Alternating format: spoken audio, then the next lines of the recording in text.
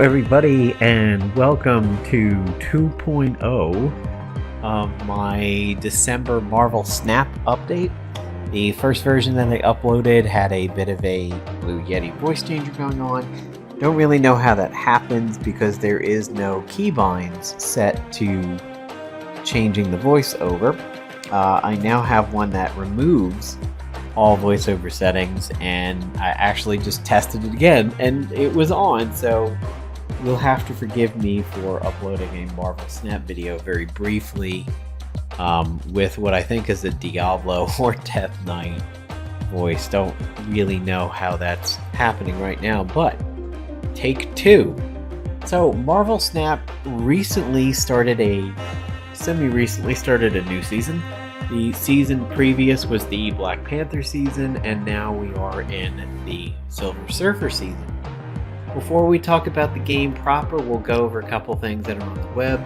So the Snap development roadmap currently has Coming Soon Battle Mode vs. Friends, Changing Your Name, Artist Credits, Russian and Vietnamese language support, and Infinity Split mod. Not really too sure about the Infinity Split unless they're increasing what you can do after you are splitting the cards. In development is a widescreen UI for the Steam version of the PC version Smart Decks, which is you have the game make a deck for you based on the cards you have. Unranked mode, which a lot of people are scrambling for, and it certainly makes sense. I'm kind of surprised the game doesn't have this already. Marvel Duel has had this for a long time. Some people may call it casual mode, or in first-person shooters it's sometimes called quick play. It's basically a consequence-free competition, so in this one you probably will not be gaining or dropping cubes. It's a good way to test out decks. I mean, Magic the Gathering is always had some form of this where you can run your deck and see how often the cards are coming up that you want.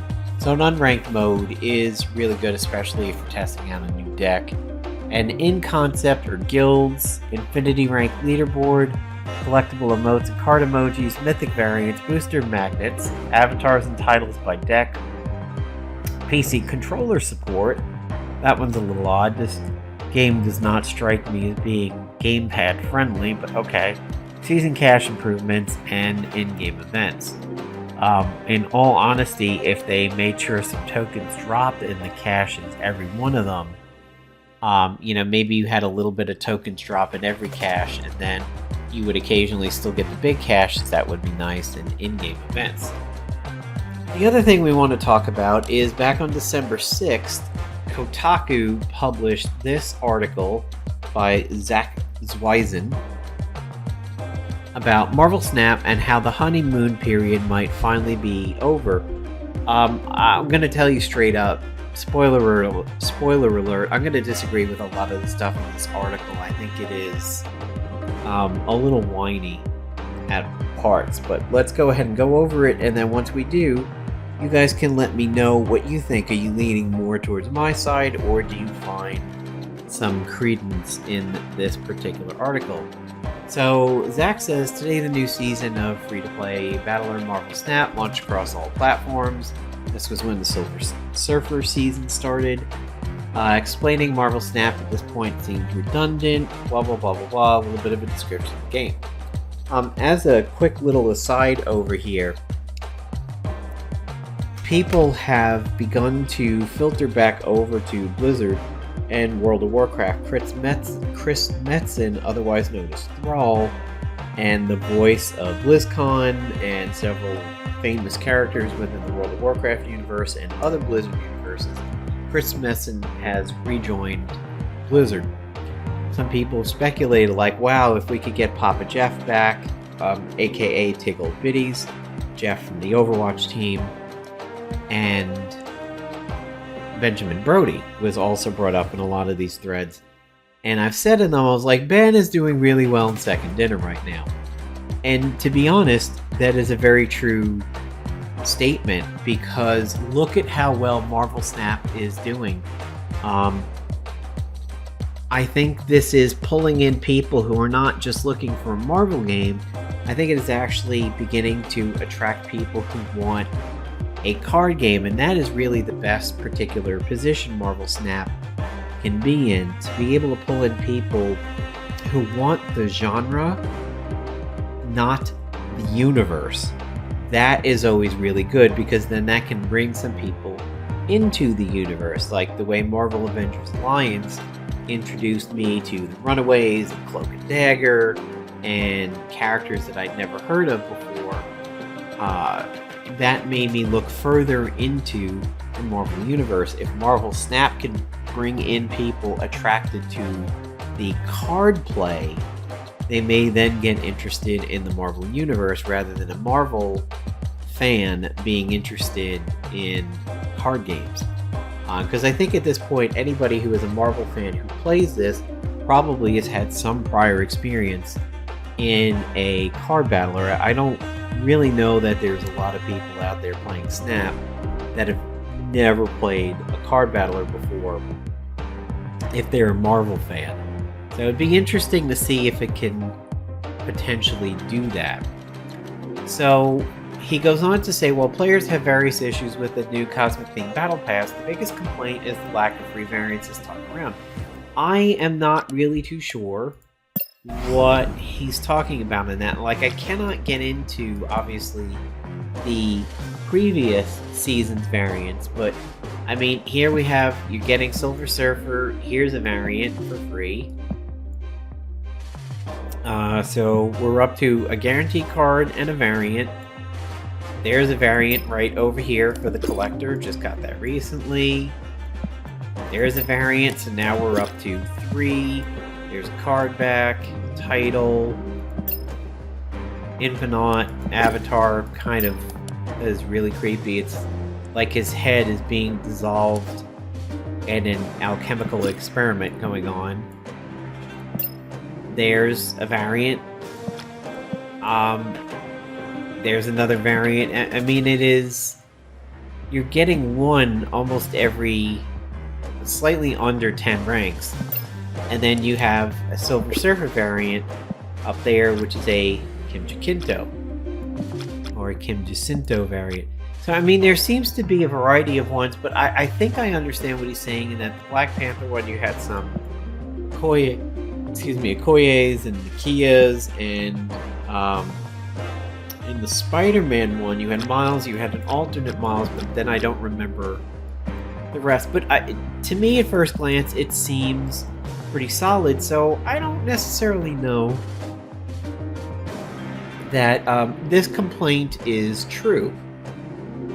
That might be... Let's see... Yeah, I mean, if this was all the variants, Okoye, Black Panther, and Nakia, then it's equivalent. What are you complaining about?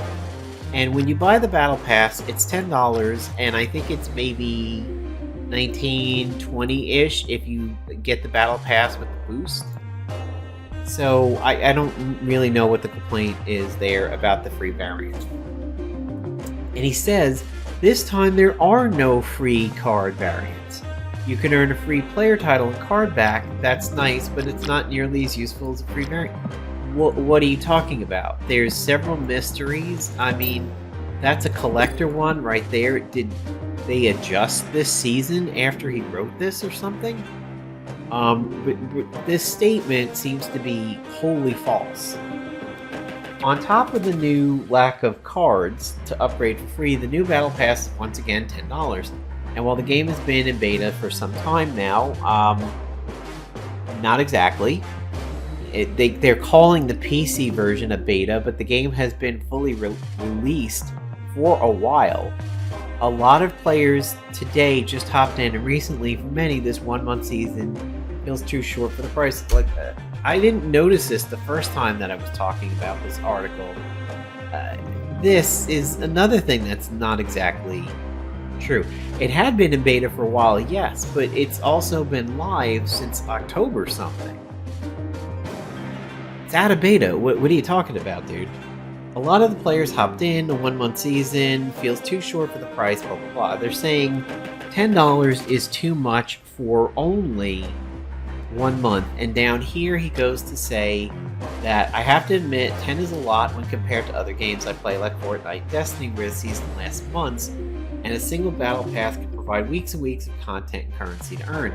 Hell, in Fortnite you can earn enough V-Bucks each season to pay for the next battle pass.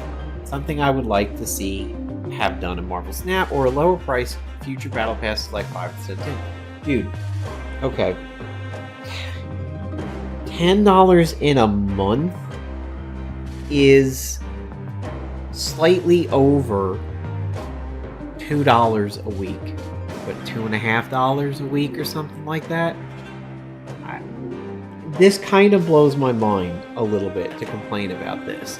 If you want to compare it to what the money gives you in other games and everything, understandable, that's valid. And I'm not going to sit here and be like a boomer and go to tell you that if you cut out 2 or 3 Starbucks in a month and some fucking avocado toast, you're going to be able to buy that house that you always wanted. That is wholly not true. That narrative has been shit on time and time and time again, and has proven to be ridiculously false. But to sound boomerish for a moment, $10 is really too much in a month. $5 is like $1 and change a week. What, like $1.20 a week? I mean, when I was a kid, I could probably drop $1.20 in 10-cent candy machines or something like that. I mean, that is ridiculous. That is now basically a can of soda at a vending machine at this point.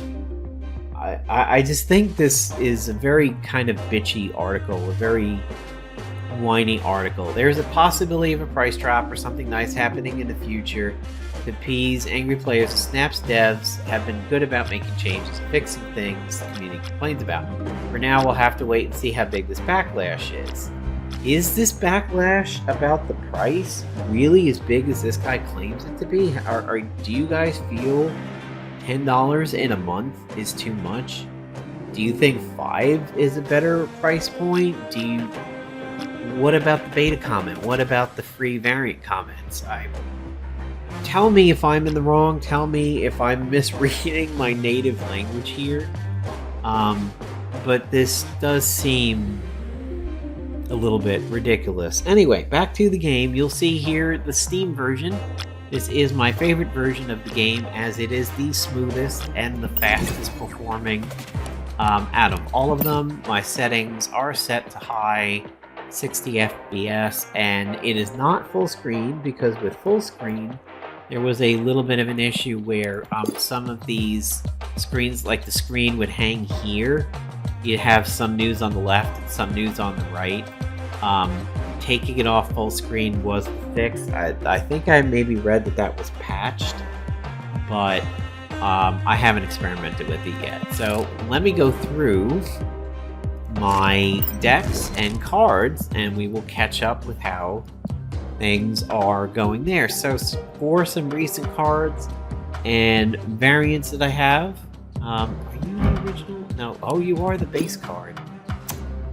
I think I need to change you out of a deck and put you in instead. I like to run the variants if I can. More on the decks in a moment. Okay, so what have I got? Got Human Torch, good for move decks, somewhat new for me. These a few weeks old at this point. A Watu variant, which I think is pretty cool. Chibi, Ebony Maw, Baby Angela. Kind of creepy when you look at that one up close. Morbid Time. Black Widow is a relatively recent card for me. This is in your hand. Cards in your deck cannot be drawn. That's kind of vicious. On reveal.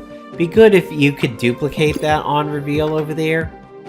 Good for what I would consider control decks. Sadly, this cannot be falconed. If you could falcon Black Widow, that'd be some really good synergy.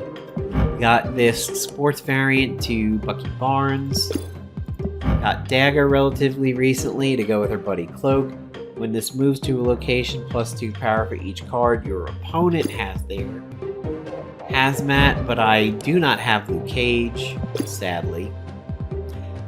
Collector and the Collector variant, that is a variant from the Battle Pass.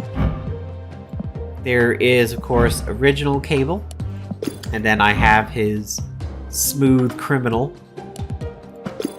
Other variant, Carnage variant, the original Carnage. I actually don't like this Kim Jacinto variant at all. That jaw just really bugs me out, so I'm still using my original Carnage over there. Daredevil, Kraven, Medusa. Got a couple Medusas now because that's my base card, and there she is split. But I also have the hip variant. Mr. Sister, Koye, Scorpion. He's considered one of the most vilified cards in the community. A lot of people hate him, and if they see him on turn 2, I know a lot of people from the Facebook groups that are saying they just quit. Falcon, I have a lot of fun with this guy. Deck built around that. We'll talk about that later. Picked up Mysterio relatively recently. I think he was a shop purchase. Talk about him in a bit. Ironheart has largely been out of most of my decks now. She used to be in a bunch early. There's Silver Surfer from this particular season pass. Give your other 3-cost cards plus 3 power. Don't know if I've built a deck around him yet. I don't think so. Bishop and Bishop, Gambit. Nakia's variants, Patriot. There's a deck around him. Rogue, I just recently slotted her into my On Reveal deck, but I haven't actually run it with her in it yet. Electro and variants, Lockjaw, considered a pretty popular card. Want to experiment with him and see how he works. This would be good for the casual area. Bunch of Punisher variants, Storm and a Storm variant, 2 Caps. I pretty much stick with the original Cap as I don't like the alt that much. Debris. This one is really good for annoying control decks. A Venomized Killmonger variant, just picked that one up relatively recently. Juggernaut. If your opponent played cards here this turn, move them randomly. I don't have a deck for him. I don't know where he fits in. I don't know how to build one around that. Hulkbuster. I don't have him in my death deck. We'll talk about that in a little bit, believe it or not. Thor, Lady Sif, and some variants, Sabretooth, Deathlock. Dracula is a recent pickup for me. At the end of the game, discard a card from your hand. This has its power. I think you can build around that pretty easily. I think maybe a Moon Girl Devil Dino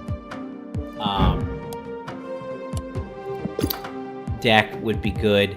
Shang-Chi and some variants. Spider-Man, who is in my troll deck. Sandman, Enchantress, Kazar, Moon Girl. Strong Eye, two Emmas over there. Namor's, as you can see, is getting some love. Hellcow's coming up. Hobgoblin, Typhoid Mary again. Don't have Luke Cage, not much I can do. There's Taskmaster, set this card's power equal to the power of the last card you played. Could be really interesting. White Tiger, of course, a mainstay for my main deck. More on that in a moment. I haven't split you yet? Not splittable yet. I'm surprised. There's Leech, massively annoying card. Professor X, people get tired of him. Black Panther Claw. Sarah, this is a recent pickup for me, not from the store. I got this one by playing the game. Cards in your hand cost 1 less. So, pretty good when you get her out earlier than turn 5, but if you drop her on turn 5, your 6-cost cards could go down to 5. Good if you have a 1-cost that somehow combos with your 6. Spider-Woman, I am using the Carnageized variant. Vision, Jane Foster, the art is finally working for me. This card was blank for me for a couple months. Doc Ock, Arnim Zola. More on him in a little bit. Spectrum, Onslaught Apocalypse, 2 Heimdalls. Odin, which is getting really, really close to his max rank. The pre-registration bonus Hulk and the original Hulk. Baby Magneto. Giganto, the Infinite Death, and a recent Death variant, First Form. Okay, so the decks that I'm running on reveal is pretty much my main deck, as you can see by the cards over here. Mantis and Quicksilver, they just do their stuff, as does Rocket Raccoon. They're just early cards. Daredevil is an attempted setup for Gamora. Medusa sometimes combos with Odin. It's not a combo that I look for. Rogue is brand new to it. I'd like to see how she works out. Groot, Jubilee pulling in cards from the deck. White Tiger and Gamora are usually the win conditions when paired with Odin. Every now and then, Odining the Spider-Woman is what works out. Ongoing kind of speaks for itself. The win conditions there are Spectrum and Onslaught. Dropping Onslaught on an Iron Man is pretty cool, or even a Claw, because you drop a beefy Onslaught in Claw's lane to help him maybe win a lane, but then you're also duplicating the +6 power to the right. Spectrum giving your ongoing cards 2 power. Deck pretty much speaks for itself. Discard Duty, I do have fun with this one. At times, this is one of those decks that goes crazy depending upon the environment. Gambit has recently entered this deck, and he took over for Sif. I took Sif out and put Gambit in. I probably shouldn't, because Sif is a better way to get Apocalypse to drop. I don't know if I want to work in... See, really what I should do is take out Swordmaster, because Swordmaster does not guarantee getting rid of a high-cost Apocalypse. However, Swordmaster holds a lane a little bit more than Sif. The better play might be to take out Swordmaster and use Sif so that it's easier to get Apocalypse into the discard pile. Ghost Rider is a bit of a zombify from Magic the Gathering. Bring back one of the discarded cards to your location. Pretty decent way to bring back an accidental card that got discarded, or maybe counter the game discarding an Apocalypse for me due to a zone. He's just there as a little bit of protection. Alternatively, I could take out Ghost Rider and put Sif back in, and then get a lot of cool things. Helco is there to drop 2 cards. Death, this is my destruction deck. It's made up of exactly what you would think. Cards that like dying and cards that do the dying. Arnim Zola, this would be really cool if I can Arnim Zola a Death who had a lot of work done to her and could drop cheaply. I'm not too sure that Arnim is really the best play over there, but the thought of Arnim Zoling maybe a Shang-Chi or a Death is pretty fun. Open for ideas on that one. Moving and Shaken is my move deck. This is where Miles Morales comes in, does a lot of work. Human Torch, people have been posting really beefy Human Torch screenshots out there.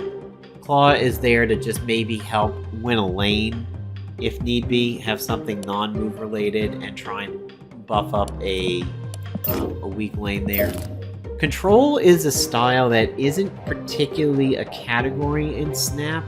It is in other games, specifically Magic. This one is kind of about controlling the enemy decks and the battlefield. You got Iceman. Scorpion really should have a shot in here. Watu helps me see what the zones are, and maybe I drop a Scarlet Witch to fix a zone that I don't like. Here's Spider-Man. Your opponent can't play the cards at this location next turn, so he's control. Leech is control. Professor X. Hulk is the attempted win condition there if I need to win a lane. Possibly taking out Ebony Maw, and a Yondu would be good in there, disrupting the enemy deck. Scorpion could be there. This is... put the bottom card. Yeah, Cable is a bit of control because he steals an enemy card. Baron Mordo could screw up somebody's mid-game cards and set it to 6. thereby messing up middle plays. Scarlet Witch can fix a zone that I don't like. Rhino and Storm destroys zones that I don't like. This deck has got some play. Ebony Maw could come out, and I could put in a Scorpion over there. Debris could also come in. Handy Fury is all about the Quinjet and the Collector. Quinjet says cards that didn't start in your deck cost 1 less. This is very true if you have one of those environmental flippers that says you exchange decks and everything. Quinjet is really awesome for that. The Collector says when a card enters your hand from anywhere, +1 power. Sentinel is a good one for this. Return. Actually, I don't know if Falcon's interaction with... Well, it would work with Collector, because he could bring some of these 1-drops back and then play them again, thereby buffing up Collector, but I don't know if that would work for like a drop a Mantis, bring a Mantis back. Would Quinjet affect it? I would say probably not. Sentinel, Mr. Fantastic just helps win a zone. Moon Girl, Devil Dinosaur, White Queen, and Nick Fury, who at the end of the game adds 3 random 6-cost cards to your hand. If you get to drop him on turn 5, you may have an interesting play on 6, or it just goes and helps Devil Dino. Zoomies is my Zoo deck. Not a deck that I've run a lot, but Zoo, it is something that I've made. This deck is basically designed to Zoo up with Kazar, but to also hopefully get Infinite out of there, and then to have Ghost Rider zombify Infinite. You see that I don't have a lot of discards here, but I have enough to hopefully get Infinite in the graveyard, and then have Ghost Rider pull him out and mess things up. BP is my Black Panther deck. Obviously, Black Panther and Arnim Zola, because of course that's what Major Cheese was. No power. This is my Patriot deck. Basically, this is a deck that gets a lot of boost from Patriot's ability, which is your cards with no abilities have 2 power. Onslaught hopefully can land in the same zone as Patriot, which says all my cards with no abilities have +4 power. Originally, I had Thor in here thinking that Mjolnir would count because he's a token, but I didn't read Mjolnir clearly enough, because Mjolnir actually has an ability. So Mjolnir would not get boosted from Patriot. So I need to take Thor out and do a substitution. I mean, you could go for a big beefy like Hulk, but I don't want to choke out the end game too much, because really the end game should hopefully be Onslaught onto Patriot. However, I could pull Thor out and pull Hulk, which would gain Patriot benefits, and that is really it. Like, most of my token generators are there, and they all have power of some sort. But that is what my no power deck looks like. And then return cards. This was a deck that I built recently around Falcon. Basically, Falcon brings back any of the 1-cost cards, and so that could mean 2 demons, it could mean 2 random cards, it could mean 2 rocks in the enemy's deck, and it could be Yondu destroying 2 cards. I see Yondu getting some hate that people don't think he's as good as he is. I think he is good, especially when you use him with Falcon to mess things up. Silver Surfer comes in and buffs Bishop and Patriot and Debris and Thor, but not Mjolnir. Leech is just an annoyance, and then I try and Arnim Zola something over here. Hopefully Arnim Zola Patriot. Or actually Arnim Zola Silver Surfer is the way to go on that one. So, since I am pretty close to a A mission, I may as well go ahead and grab a deck. I'm going to go to on reveal, and we'll see if I can Odin up a rogue, if I can pull rogue and Odin her, and what fun that might be. The card here with the highest power gets +3 power. Probably going to avoid that for now. Groot in turn 3 might be a good one for that, if that zone becomes competitive. I've got 2 endgame win conditions in the White Tiger and Gamora, and that is slightly unfortunate. Do that.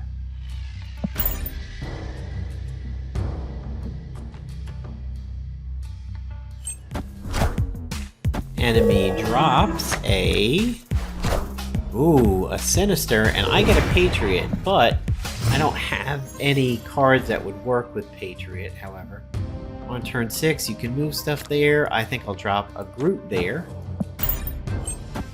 Good play with the Groot. I am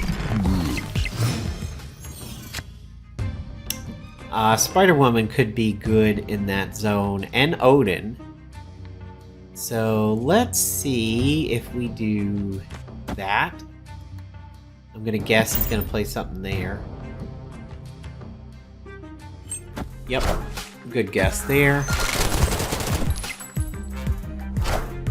He drops the Wolfsbane. I feel like I'm looking at a very beginner deck over here. It's risky if I pull Odin into the sewer system. I don't want to pull him over to New York. Yeah, let's see what happens with Monster Metropolis.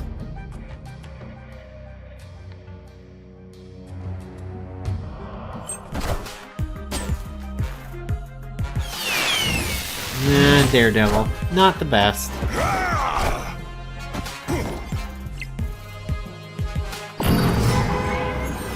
Alright. Your 1-cost cards have +1 power. There's 3 of those. I could drop Rogue over here and steal Kazar, because he's an ongoing. Yeah, very, very interesting. I'm going to consider New York a loss.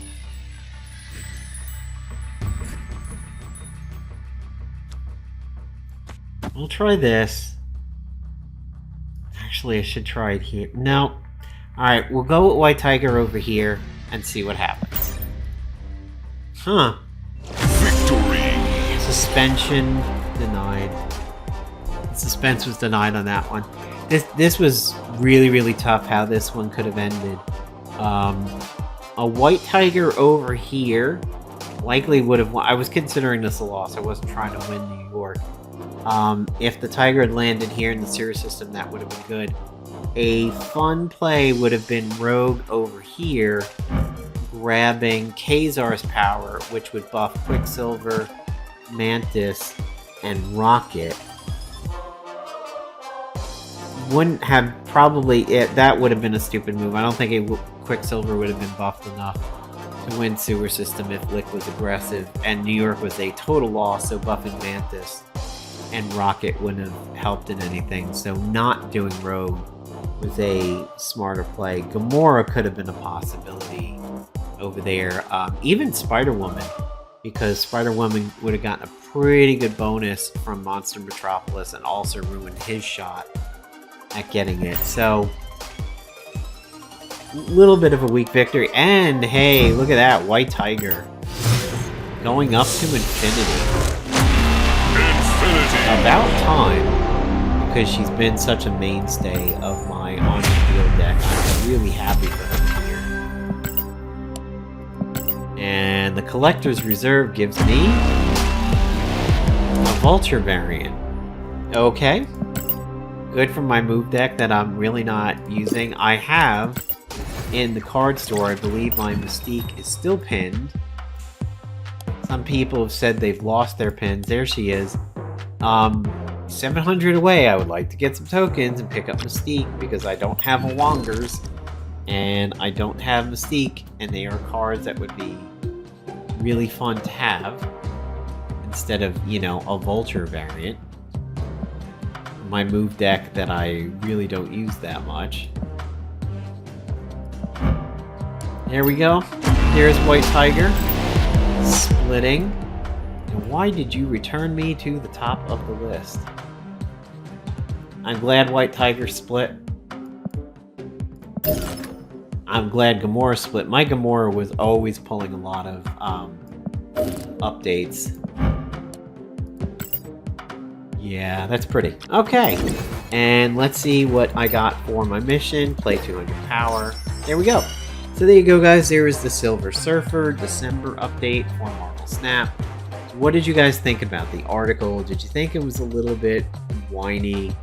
Do you agree that $10 is too much for a month? Do you agree that the season is too fast? And do you see the developers changing any of those things yet? Because remember, when any new seasons they do, they have several seasons that occurred during the beta, and Second Dinner is on record as saying, don't worry, if you miss those things during the beta, we are going to rerun them. So if you have fast seasons, you have a better chance of them getting into a season that we've already had, thereby allowing you to catch up, like the Thor season, for example.